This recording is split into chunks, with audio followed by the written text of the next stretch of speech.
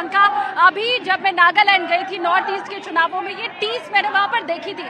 पहली महिला विधायक नागालैंड को अब मिली है इतने सालों के बाद, और अभी तक वहां पर कभी महिलाओं की भागीदारी नहीं रही। तो वो लोग जो ये सोचते हैं कि ये जो बिल है इसकी कोई खास जरूरत थी नहीं, एक बड़ा तबका शायद अब भी होगा, वो ये जाने की राजनीति भी वो क्षेत्र था जहां एक भी महिला विधायक कोई ऐसा भी स्टेट रहा है जहां मिली नहीं आज के पहले कभी जी।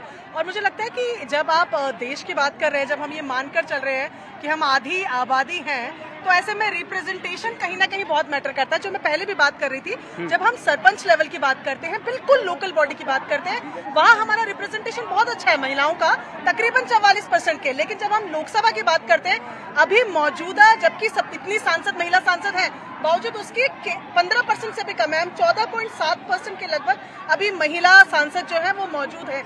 जबकि ये बढ़ी हुई तादाद है, ये बढ़ी हुई तादाद है। इससे पहले हमने देखा इससे भी कम रहे हैं। आप स्टेट वाइज लेजिस्लेटिव असेंबलीज की अगर बात करें, वहाँ हमारा रिप्रेजेंटेशन 14 है। ऐसे कई 17 से ज्यादा राज्य हैं जहाँ हम 10% से कम है। और ये सच है अमित, ये सच है कि जब भी कोई पार्टी कोई कैंडिडेट चुनती है ना, तो वो ये देखती है जिताऊ उम्मीदवार कौन है। महिलाओं की चिंता तो सबको थी, समझ में आ गया, तभी 33% आरक्षण मिला और इतने बहुमत के साथ मिला। लेकिन जिताऊ कैंडिडेट जब देखा जाता है तो इसमें महिलाओं को ही दरकिनार किया जाता रहा है। अब वो बाध्यता हो जाएगी, फोर्सफुली ये रिजर्वेशन महिलाओं को देना ही पड़ेगा, टिकट भागीदारी बढ़ेगी। और जी जाहिर सी बात है कि जब रिजर्वेशन होगा वो जीतेंगी, जब आएंगी संसद में प्रतिनिधित्व करेंगे, उसके बाद क्या होगा। संसद सत्र में जो भी है या अलग यही है कि सबसे पहले कि ड्रॉप आउट रेट जो है, ड्रॉप आउट रेट महिलाओं का जो लड़कियों का है वो बहुत बड़ा वो घटेगा। और इसका जिक्र भी जब गुजरात में पीएम मोदी तत्कालीन सीएम थे, तो जब वहां पर सीएम बने उस वक्त कांग्रेस के बाद तो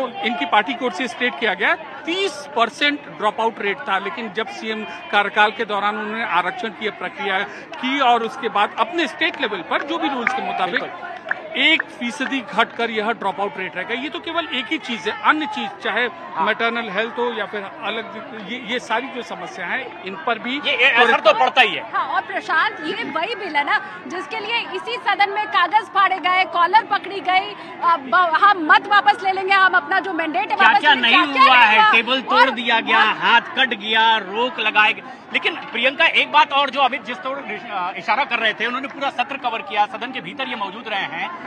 ओबीसी की जहां जब चर्चा शुरू हुई है, बीजेपी की ओर से ये जवाब दिया गया कि अभी कांग्रेस के जितने सांसद नहीं है ओबीसी के, तो उससे ज्यादा हमारे पास इकलौते के पास में है। तो ये बगैर वो नियम लागू किए हमने कर दिखाया। विपक्ष के पास क्या वाकई कुछ ऐसी ठोस चीज नहीं थी विरोध के लिए जिसके साथ वो बेबस नजर आए? आखिर विरोध करते रहे, समर्थन करना मजबूरी हो गई। जी बिल्कुल। और देखिए आप पिछले जो पहले जो टेबल हुआ था वुमेन रिजर्वेशन बिल, वो भी अमूमन ऐसा ही था। बस उसमें ये था कि एससी और एसटीज के लिए अलग से जो वुमेन रिजर्वेशन कोटा है उसको रखा गया था। लेकिन यहाँ पर भी जब आप देख रहे हैं 33% ओवरऑल महिलाओं का रिजर्वेशन है। एससी और एसटी के लिए जो रिजर्वेशन कोटा है उनमें से भी 33% महिलाओं का रिजर्वेशन रखा गया है। तो पहले अब जो विरोध कर रहे हैं बस वो एक ही चीज उन्हें पूरे बिल में मिली है, क्योंकि इसके अलावा आप देखें वो कहने के लिए हो पाया, आखिरकार उन्हें समर्थन ही करना पड़ा। हाँ, नहीं, आप ये भी कह रहे हैं कि ये जो बिल ले आया गया है वो ओबीसी विरोधी है और फिर आप समर्थन में वोट भी दे रहे हैं। अपनी बात पर एक स्टैंड तो कायम रखना चाहिए ना। ठीक है, बहुमत तो था, बिल तो पास हो जाता, आप विरोध करते या आप समर्थन करते। लेकिन ये जो विपक्ष कह रहा है अमित की चुनावी फायदे के लिए, तो उसी चुनावी फायदे के लिए तो आपने भी फिर वोट दे दिया, आप नहीं पीछे हटे, बुरा नहीं बना।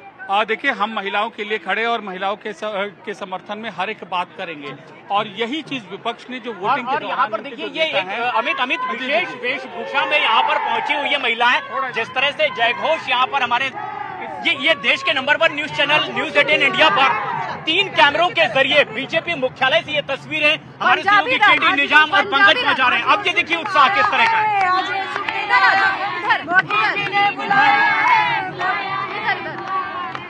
मोदी जी का धन्यवाद, मोदी जी का धन्यवाद। आज वो शुभ दिन आया है, शुभ दिन आया है। मोदी जी ने बुलाया है, मोदी जी ने बुलाया है। मोदी जी का धन्यवाद, धन्यवाद। मोदी जी का धन्यवाद, धन्यवाद। मोदी जैसा, मोदी जैसा, मोदी जैसा, मोदी जैसा, मोदी जैसा। पूछ रहे हैं कि आखिर मोदी मोदी ने, हाँ शालिनी पूछ रही है कि वही मोदी सवाल ने है, क्या वजह है मोदी जैसा कोई नहीं? जैसे श्री रामचंद्र जी को 14 साल का वनवास मिला था, वनवास काटने के बाद दिए जलाए गए थे, ऐसे 27 साल से चर्चा होती रहती थी, अटकी रहती थी।